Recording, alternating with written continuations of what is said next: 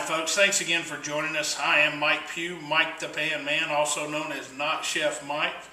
We've got several videos up on YouTube already, also on my website at MikeThePanman.com. Trying to show you how to use your cookware better, trying to make you more happy as a customer, as a Townecraft customer. So we hope we're doing that. We've also asked in the past if anybody had any requests. Please let us know. We'd try to get to those, and so that's what we're going to be doing today, is shooting some of the request videos. The first one is for desserts, and so we're going to start with an old favorite. It's called pineapple upside down cake, and we do that in our 11-inch Townecraft skillet. We've done it on dinner parties for many years, and today we're just going to do it for you right here. First thing you want to do is have a cold pan, okay? You want to take that cold pan, spray some Pam or something like that on there. Now I use Pam because it's fat-free and all natural, but just use whatever you want to, so spray that on there. Also get the sides, because as the cake cooks, it goes up the sides. It's easier to get off there if you do that. We're just going to take a yellow cake mix. It doesn't matter what kind you use. My favorite kind is the kind that's on sale, okay? So just pay probably around 99 cents or so for that. And we're going to put that in there along with some pineapple juice, okay? Just going to pour the pineapple juice in there. And I just use the 100% pineapple juice, you know, no syrup or anything like that. Put the 10 pineapples in the cake pan, okay?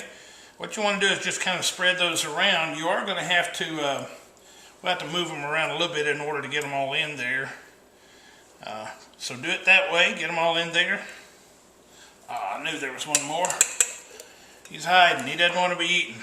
Hey, by the way, by the time we finish this, you're going to definitely wish you had smell-o-vision instead of just television. Alright, so we put that in there. We got a little bit of, we got 10 cherries with just a little bit of cherry juice, not a lot.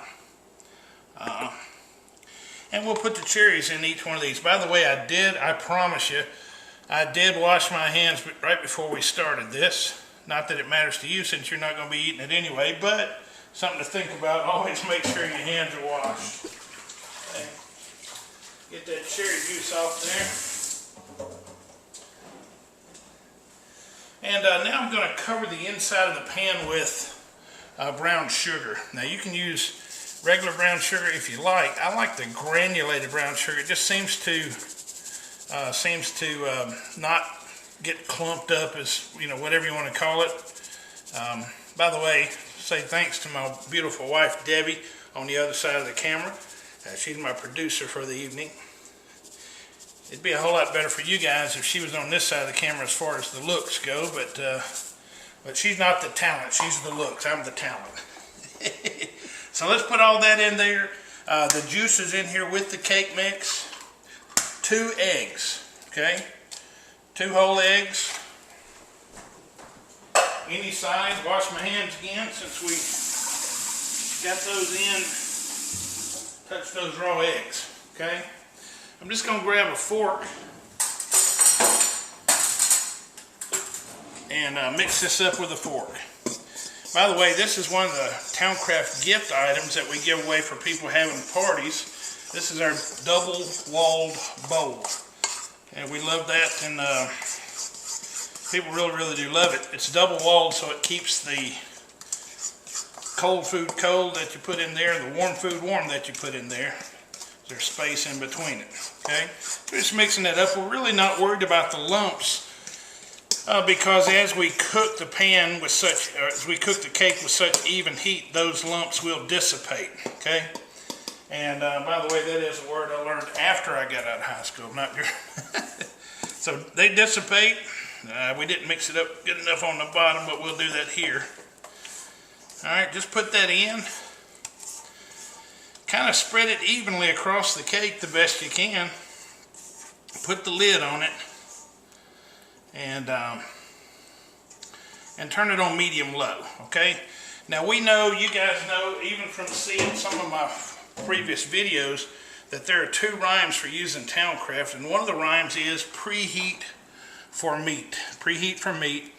The other rhyme is medium to low is all you need to know. So you typically would turn this on medium, right?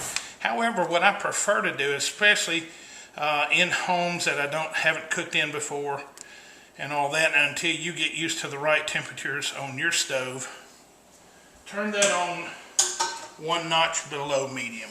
Okay, so we've got a just got a pan there. I want to go medium, and then just a little bit below that, we're going to put the lid on there, folks, and voila, that's all you do as far as pineapple upside down cake goes. All right, so now we want to try another dessert. This is our famous peach cobbler. We're doing this on most of our presentations now. This is our Townecraft 5-quart electric Dutch oven. That is our most popular gift that we're giving away right now. We do that for having parties, and you can contact us at MikeThePanman.com as to how to do that. If you're anywhere around Nashville, if you're anywhere around Knoxville, you want to contact Happy Cooking. That's HAPPYCOK. I messed it up. Anyway, Happy Cooking, no G, happycooking.com, and I'll give you the phone numbers on that in a few minutes. But anyway, here's our 5-quart electric Dutch oven. You don't have to spray it. Just put a big can of, a 29-ounce can of sliced pineapples. Peaches. Sliced peaches. And then on top of that, we want to put a half of a regular cake mix or one small, okay? Really, really simple how to do this. And by the way, you can also do this in your 3-quart saucepan if you don't have our 5-quart electric Dutch oven. But we'd love for you to have one of those. And I don't know if I mentioned it or not, we give these away for people having parties. Now, typically in the South, we've got a recipe called the cuppa recipe for peach cobbler. That is 1 stick of butter, 1 cup of sugar, 1 cup of flour, 1 cup of milk, and 1 can of peaches. But tonight we're going to do just the peaches, half of a regular cake mix or one small one, a little bit of cinnamon and allspice. Now fellas, if y'all are helping out, I did not say Old Spice. Allspice is what you want to use. Allspice would give it a really, really funky taste. So you want to put some allspice in there. And then typically the other recipes, and by the way, that is cinnamon and allspice, 2-to-1 ratio, 2-to-1, 2 parts cinnamon, 1 part allspice, depending on what you like, okay? So the next thing we're going to typically do is put butter in there. I forgot to cut up some butter. It's just 4 little pats of butter, or you know, that other recipe we talked about calls for a stick of butter. We're going to do more like 1 to 2 tablespoons, okay? And that's all there is to that. I'm going to plug that up. We're going to turn that on medium, or in our electric pan here, that's 350 degrees. So we'll turn that on. Alright, it's on 350. In just a few minutes, that'll start steaming. When it steams, we're going to turn it down to simmer. Let it set for about 12 to 15 minutes, depending on how you like your peach cobbler. So we'll come back and show you the results in just a few minutes. By the way, MikeThePanman.com, just like it sounds. Happy Cooking, HAPPYCOOKIN.com if you're anywhere around the Knoxville area. If you want to have a party or something like that, you want to contact the company, our corporate is Towncraft, that's TOWNECRAFT, towncraft.com or towncraft.net, okay? And so we'll be back in just a few minutes to show you the results of this. Thank you again.